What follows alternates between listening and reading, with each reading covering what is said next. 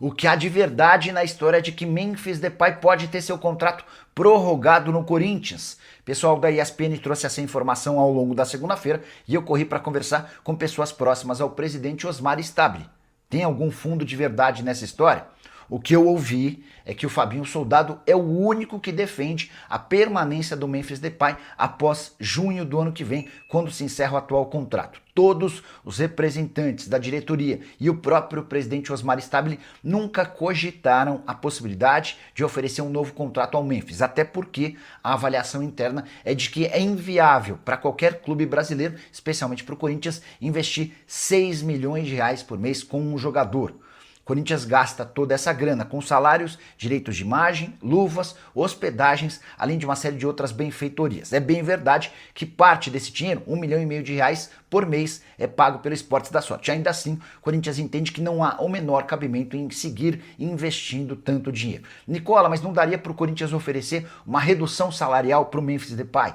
Essa ideia não foi discutida nem debatida entre dirigentes do Timão. Nesse momento, o Corinthians está muito mais preocupado em entender se o Memphis fica até o fim do contrato ou não. E tô para dizer para você que se pintar uma proposta boa pro Memphis e pro Corinthians, o Timão vai topar cedê-lo no fim dessa temporada, a 6 meses do fim do contrato. Corinthians que não tem conseguido pagar todas as dívidas que tem com o atleta, recentemente se acumularam 17 milhões de reais entre bônus e luvas que estão sendo parcelados até fevereiro do ano que vem. O grande problema é que o Memphis não se interessou pelas propostas que apareceram, ele foi sondado pelo futebol turco e também futebol mexicano. Só para arrematar, dentro da diretoria do Corinthians, além do entendimento de que o custo-benefício é ruim, tem muita gente que entende que o Memphis usa o Corinthians para se preparar para a seleção holandesa, até por isso os números bem melhores enquanto ele veste a camisa da seleção holandesa do que com a camisa alvinegra. E você, o que pensa sobre toda essa história? Já usa o espaço para comentário e registra a sua opinião. Hora de falar sobre o Corinthians de olho em Gabriel Paulista. Surgiu nesse final de semana a especulação de que o zagueiro de 34 anos de idade, que virou reserva no Besiktas, é disputado por Corinthians e Fenerbahçe. Que o Gabriel Paulista é torcedor fanático do Corinthians, isso não é uma novidade. Ele já declarou em várias entrevistas recentes que nasceu corintiano por conta da influência de um irmão mais velho, que chegou inclusive a ser da Gaviões da Fiel. O irmão acabou falecendo depois de se envolver no mau caminho.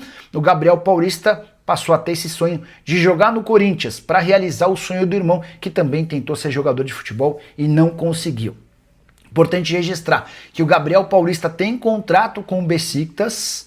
O fato dele ser reserva depois da chegada de um outro zagueiro facilita na possibilidade dele sair mais. Em contato com um dos representantes do atleta na noite desse domingo, ouvi que até agora não houve sondagem ou contato do Timão. Corinthians em outros momentos buscou informações, tentou entender as condições para um eventual negócio. Nessa janela de olho em janeiro não houve nenhum contato. Só para completar, é importante registrar que na atual temporada lá na Turquia, o Gabriel Paulista soma 8 jogos e 1 assistência. Nas últimas 5 partidas, ele só atuou em 1. Nas outras 4, não saiu do banco de reservas. Queria destacar ainda que o contrato dele na Turquia só se encerra em 2027. Tem outro problema importante, né? Para contratar o Gabriel Paulista ou qualquer outro jogador, antes o Corinthians precisa resolver os 2 transfer ban que tem contra si, que totalizam 85 milhões de reais. Um relacionado ao Santos Laguna pelo Félix Torres, 41 milhões de reais. Outro por conta de Matias Rojas, mais 44 milhões de reais. Enquanto não houver o pagamento dessas 2 pendências, o Corinthians não estará habilitado a registrar novos jogadores. Isso sem falar em outras 4 condenações da FIFA, que a qualquer momento também vão se tornar punições na Corte Arbitral do Esporte. Você contrataria o Gabriel Paulista? O fato dele ser corintiano ajuda? Use o espaço para comentário, registra a sua opinião. E José Martínez, meio-campista venezuelano do Corinthians, está desaparecido. Ele não treina com o elenco desde a quarta-feira da semana passada, quando o elenco se reapresentou depois de 3 dias de folga. Ele perdeu os treinos de quarta, quinta, sexta, domingo e segunda-feira. Nessa segunda, mais uma vez, ele não apareceu e a diretoria do Corinthians, que vinha fazendo o possível e o impossível para que essa notícia não fosse divulgada, acabou por confirmar a ausência do atleta. Importante registrar que no centro de treinamento do Corinthians ninguém tem a resposta para a ausência do atleta. O que o Corinthians, por parte diretiva, sabe é que o Martínez alega um problema familiar relacionado ao filho, uma coisa atrelada a passaporte, mas mesmo os diretores mais próximos do Osmar Stabile não são capazes de confirmar o motivo da ausência dele é esse. Há muita irritação por parte do presidente e também do técnico Dorival Júnior, que já afirmou que ainda que ele se reapresente nessa terça-feira, está fora do clássico contra o Santos, marcado para quarta-feira, algo muito natural, especialmente depois de tantas faltas em treinos. Vai haver uma multa no salário dele, isso já é líquido e certo, ainda que a justificativa seja extremamente convincente. O Corinthians entende que ninguém pode faltar por tantos dias aos treinos. E mais uma vez sobrou para Fabinho Soldado. A avaliação interna é de que o executivo de futebol do Corinthians é muito permissivo. E os jogadores deitam e rolam em cima dele. Já contei para vocês que o Fabinho Soldado só não caiu no timão até agora por conta de uma pressão dos jogadores que pediram que ele permanecesse pelo menos até dezembro. E você o que faria se seu funcionário faltasse por quase uma semana? Já usa o espaço para comentário para registrar sua opinião. Só não esquece de deixar like, de se inscrever no canal. Hora de falar sobre o Internacional de olho em jogador do Corinthians. Ramon Dias, treinador argentino, que já passou pelo Timão, quer a contratação para 2026 de André Carrilho, meio-campista de 34 anos de idade, indicado por ele no Corinthians. Só para lembrar que quando o Ramon Dias era o técnico do Timão, foi o Ramon quem conseguiu que o Fabinho Soldado o contratasse. Eles já haviam trabalhado juntos no Al Hilal, da Arábia Saudita, relação excelente, muita confiança não só do Ramon como do filho dele, o Emiliano Dias, no jogador peruano. Até por isso, Ramon Dias tem insistido com dirigentes colorados para que esse negócio aconteça. Vale a lembrança de que o Carrilho tem contrato com o Corinthians até dezembro de 26, salário de R$900 mil por mês e temporada abaixo das expectativas. 41 partidas, 3 gols e 3 assistências, ele está nesse momento machucado. Carrilho que, segundo pessoas que cobrem o Corinthians, tem abusado da noite e esse incômodo ou essa atitude tem causado incômodo. Até por isso, e também por conta da idade, já não dá mais para dizer que o Carrilho hoje é inegociável. Diante de uma boa proposta, pode haver acordo, mesmo levando em consideração os 34 anos de idade. A pergunta que eu deixo para você, torcedor do Corinthians, você na condição de dirigente, manteria o Carrilho? Aceitaria negociá-lo? Em qual condição? Em que termos? Já uso o espaço para comentário para registrar o que você pensa sobre o tema, beleza? Hora de falar sobre o Corinthians e mais uma de Augusto Melo. E olha que essa custou bastante dinheiro ao Timão. Você lembra do Pedro? Jogador formado na base do Corinthians e negociado com o Zenit naquela operação que trouxe o Yuri Alberto, certo?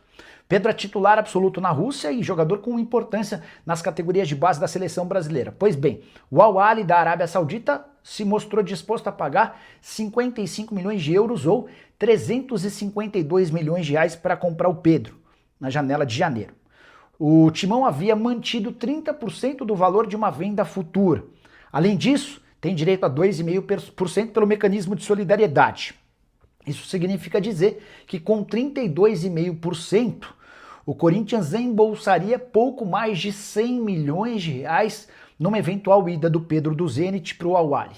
Só que, como o Augusto Melo vendeu no ano passado sem que ninguém soubesse os 30% dos direitos econômicos ao Zenit por cifras muito pequenas e ainda desconhecidas, dá para contar que se o negócio acontecer com o time saudita, o Corinthians vai embolsar apenas 9 milhões de reais. Uma perda superior a 90 milhões de reais.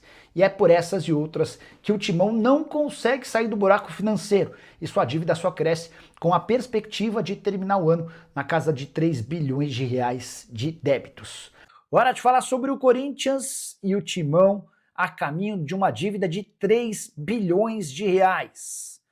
O último balancete divulgado pelo Corinthians nesta sexta-feira, referente aos 7 primeiros meses do ano, indica que na oportunidade o Corinthians já tinha uma dívida de 2 bilhões e 700 milhões de reais. Vou repetir, em julho a dívida do Corinthians já era de 2 bilhões e 700 milhões. Você deve estar se perguntando, Nico, ali agora em outubro.